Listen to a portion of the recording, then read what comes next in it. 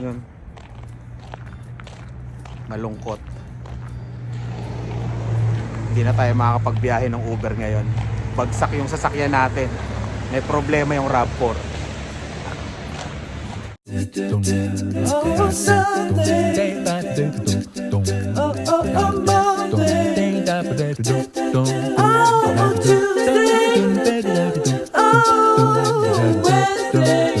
Wednesday. Ooh, Thursday. Oh. Yan. Pina-estimate ko na. Ngayon laki ng gap. Binagsak siya dahil dito. Yan, masikip. Tapos pag inangat mo, ito yung nagiging problema pagka malamig, sobrang lamig, winter. Ayan pakita ko. Saan yung flashlight? Hindi makita pero yun kita nyo to. Nakaangat. Nabasag na siya. Yun yung nagpapadisalign sa kanya. Binagsak siya dahil yan. Kaya kailangan paayos natin. Diba? Gastos. Not certified for Uber. Ayan Diba? Ang higpit Safety concern daw kasi yan. Ayan Hindi pantay. Pagpasensyahan nyo na yung madumi. Magkakarwas tayo mamaya. Pero make sense din. Kasi ang laki nga ng gap Kailangan talagang ipaayos. Pero wala siyang problema sa makina, lahat. Sa 6 years ko siyang dinadrive. Ito lang talaga yung ito lang yung naging problemang malaki. Ayan. Itong RAV4. Yun Kaya hindi tayo makakabiyahe Sira ang sasakyan. Hindi namang sirang-sira. Kumbaga, not certified for Uber. Pwede mo siyang ibiyahe. Gamitin mo pero hindi ka na makakabiyahe sa Uber. Yun. $470. Tama ba pagkarinig ko? $470 para i-fix yun. I-align daw nila, papalitan yung hinge. Umorder na sila. Kung pupunta pa ako doon sa kabila, pumunta ako ng Toyota. Ang masama doon sa Toyota, sa March pa daw ako ibobook. Grabe puno sila. Pumunta ako doon sa isa, yung nag-estimate wala. Kaya pumunta ako dito. Ayun, nandyan yung tigagawa nila. Pero i-order na nila. Mga 1 week daw dadating. Di 1 linggo tayo hindi makakabiyahe ng Uber. Mahigit pa, malamang 2 weeks. Pero okay lang din kasi ano ba to? Sinabi niya sa akin 1 day lang niya gagawin. 1 day lang daw. Kaya sabi ko kasi pag dumating ba yung part, sigurado ba na dadating, magagawa ba kaagad? Kasi kailangan ko yung sasakyan. Kasi nga magro-road trip kami, 'di ba? Tapos sabi niya, oo. Okay. Sa pagbiyahe naman ng Uber, okay lang. Hindi naman ako masyado lagi nabiyahe. Pero syempre sayang din yung kita pag wala kang ginagawa, 'di ba? Syempre. Malungkot kasi gastos. Pero 400. Tapos sinabi pa nung Toyota dati na yung brake ko daw medyo luma na, pero pwede pa. 700. Kulang-kulang 1100. Yan ang vehicle maintenance. Pero pwede mo naman i-minus yan sa Uber. Yun yung maganda doon. I-minus natin lahat yan kasi maintenance Ito yung sasakyan mo, 'di ba? Maintenance sa sasakyan. Pwede natin i-minus lahat yan. Kaya ayun. Papakita lang natin yung resibo sa kanila ng mga ginastos natin. At next tax season, i-minus lang nila yon kasi expenses mo yon, 'di ba? Win-win pa rin. Kaya magandang ilalagay mo sa Uber yung sasakyan mo Kasi yung vehicle maintenance mo, parang, which is okay na rin na mara-write off siya, di ba? Diskarte ba ng konti? Para sa akin ewan ko sa inyo, kasi sa iba, di ba? Depende yan, yung iba ayaw ipadrive yung sasakyan nila. At ipasakay hindi naman pala ipadrive, ipasakay sa ibang tao, di ba? Pero sa akin, parang win-win sa akin yun kasi ito, mara-write. Pwede ko siyang isama sa Uber. Kaya yun. Sorry, umaandar ako, wala akong dito lang naman. Sorry. sorry. Nasa parking lot ako. Ayan, kaya yun, uwi na tayo at lalabas na tayo ng highway. Ganun talaga. Mamaya na lang ulit. Gastos. Not certified. Ano pa? Kinuha ko yung papel Not certified nakalagay. Not certified. Iba. Kaasar. Sa bahay na tayo. Ayun, kaya tumutunog pala siya, no? Pagka binubuksan mo. Kita na ba? Ayan, no? Kita nyo? Nakaangat, no? Basag na siya. Yun ang problema niya. Oh. Nakaangat.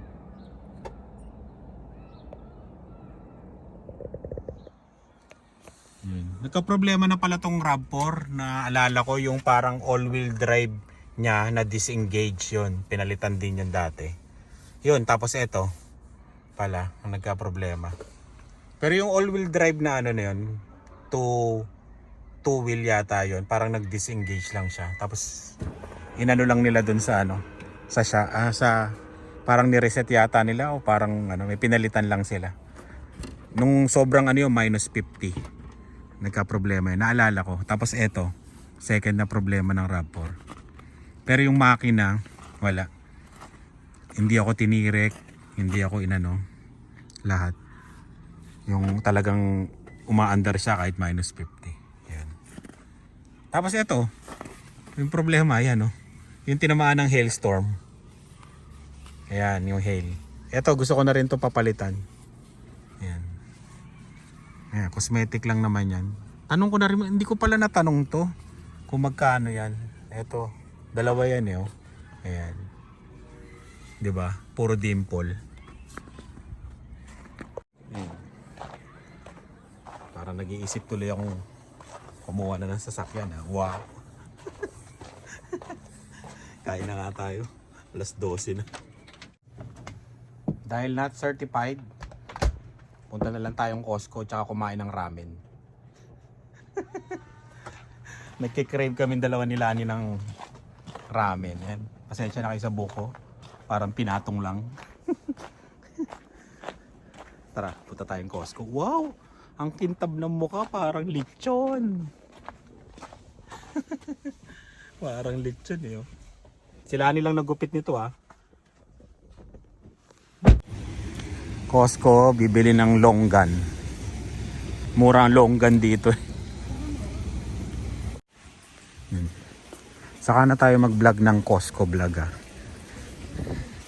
Mga next week.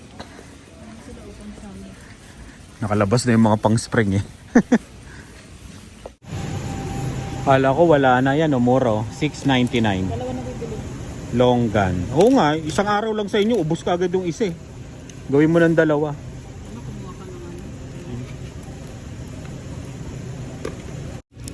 Chicken, tinapay, tapos bili lang kami ng isang spam, tapos merienda nila, mga dinosaur pagka uwi. Yun, punta na kami sa ramen at magra-ramen kami.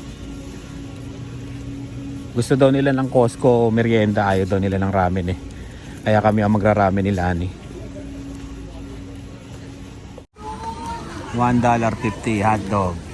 Nawala yung nila dito, chicken wings yun ang masarap Ayan patok na patok to ganito yung delikado nagtuto na Bakit malalim ba? Hindi. Parang alam mo yung Slurpee, parang ganon. Magra-ramen kami. Ramen. Masarap na ramen sa Pilipinas yung Ramen Cool. Try nyo, Ramen Cool. Out of order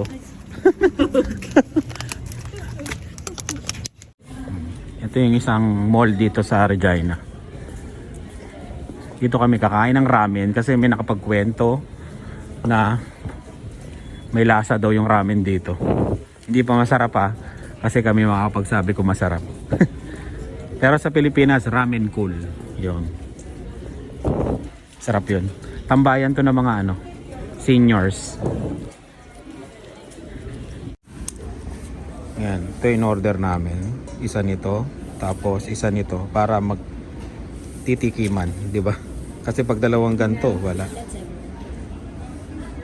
Tapos may dala kaming tubig. 33.90 lahat. Yan. Yung ramen ng 15.99. Parehas silang 15.99. Yung barbecue, pork, fresh noodle, and crispy wonton.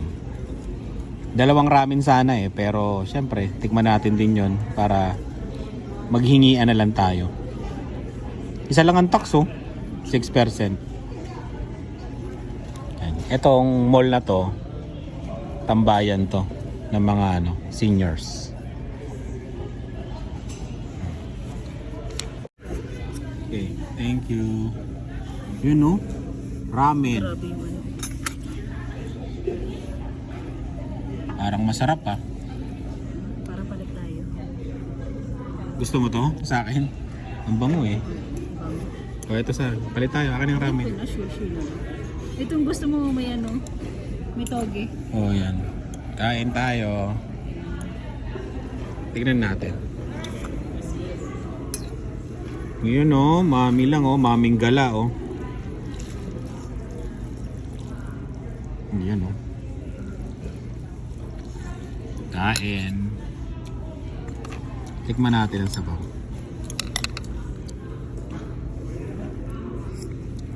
Parang ito yung Malasa. yung sa Ito. Koji ba? Kinjo.